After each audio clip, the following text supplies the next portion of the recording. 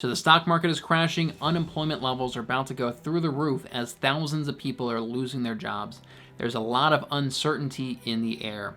But I'm reminded of a quote: action is the antidote to despair.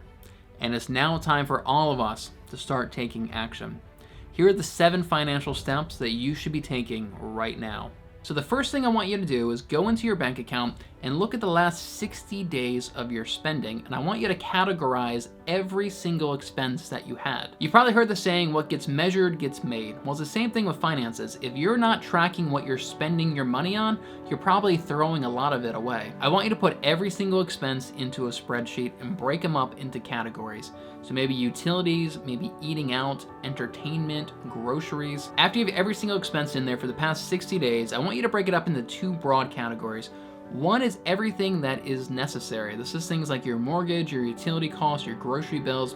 And the other is everything that's not necessary. So this is like entertainment, eating out, maybe your gym membership. After you have everything in there, I want you to add up everything in your necessary category and divide by 2. Since you have it for the past 60 days, dividing by 2 will give you your average expense for any given month. This number is your survival number. This is the bare minimum amount of income that you need to bring in every month just to keep the lights on and keep a roof over your head. Everything else in the other category, eating out, video games, going to the gym, playing golf, this is all unnecessary expenses. And if you run into rough times, this is going to be the first stuff that you're going to cut out of your budget. Now, the second thing I want you to do is, now that you know where all your unnecessary expenses are, I want you to start cutting back on those. So as an example, when I did this myself, I realized I was spending $15 a month on an Audible account, even though I haven't listened to a new audiobook in months. So that was an easy thing for me to cut out of my budget. My wife and I also decided to put a hold on our gym membership, which we're spending $100 a month on. After doing this, I also remembered that I'm paying an extra $100 a month on my mortgage payment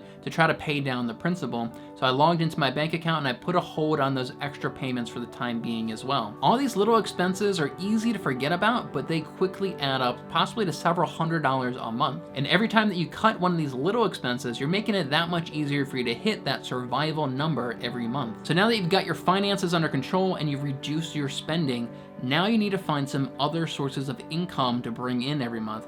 This is where finding a side hustle comes in. And given our current situation, ideally you'd find a side hustle that you can do at home and online. Luckily for you, it has never been easier in human history for you to find a side hustle. With websites like Fiverr.com, Etsy.com, and Upwork.com, you can instantly become a freelancer and start getting paid to do jobs today. Now, if you don't know what type of side hustle to get, just go on these websites and start exploring the different jobs available. And ideally, you'd find something that you're somewhat passionate about. So as an example, my primary job is as a real estate agent, but my side hustle is making YouTube videos just like this one. In 2019, I brought in about $10,000 from my YouTube videos. So now that my real estate business is pretty much on an indefinite hold for the time being, guess what?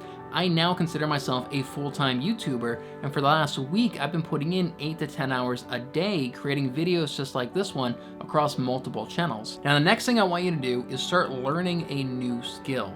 Now, there are side hustles that you can get with virtually no skill whatsoever, but they're gonna pay significantly less than if you're actually skilled at doing something. So as an example, again with my YouTube videos, I had to learn the skill of video editing using Adobe Premiere and the skill of creating thumbnails using Adobe Photoshop. And if I really wanted to, I'm pretty confident that I could become a freelance video editor and start editing other people's YouTube videos. And I could probably make a halfway decent living doing that. So in my free time over the last couple of years, I learned a highly valuable skill which I can do in my home office. And I really recommend that you start learning some sort of marketable skill as well. So a few different skills that you could learn is maybe how to do 3D modeling or writing blog posts and articles, maybe website design, maybe graphic design, social media management, video editing. Almost all of these you can learn completely for free, and then you can start marketing yourself on websites like Upwork.com and Fiverr.com. So if you haven't done so already, you really want to start building your emergency fund. Now, you really should have started this fund before this emergency, but getting started now is better than never. Your emergency fund should be 3 to 6 months of your living expenses. So if you lost your job, you're not going to go into foreclosure or go hungry for 3 to 6 months. And the real purpose of an emergency fund is to keep you from going into debt. What we really want to avoid is putting that car repair or your groceries fees on a credit card that's going to charge you 20% interest. So for example, when my wife and I created our budget, we determined that we spend about $4,000 a month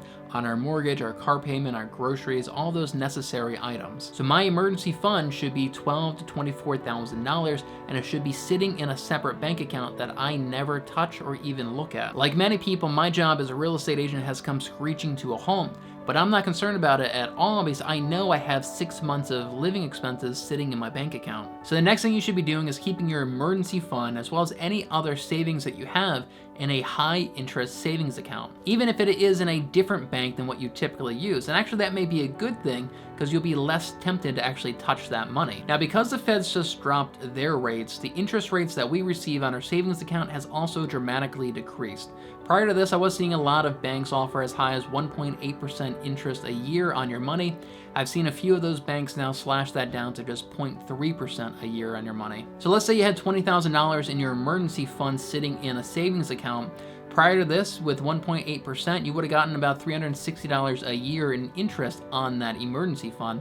Now with the rate cuts, you may get $60 a year in interest on that emergency fund. But when you're in a recession, every little bit counts, and when the Fed does eventually increase those rates again, your saving interest rate will go up again as well. Now, there are a lot of banks out there that do market a high interest savings account. A few that you may want to look at is Ally Bank, Marcus by Goldman Sachs, and CIT Bank. And the last one you may want to look at is Robinhood. Robinhood is actually an online brokerage, but they just launched what is essentially a high yield savings account as well within their brokerage account. So if you want to check out Robinhood, I'll have a link down in the description below. Next, I want you to start taking advantage of credit card cashback programs.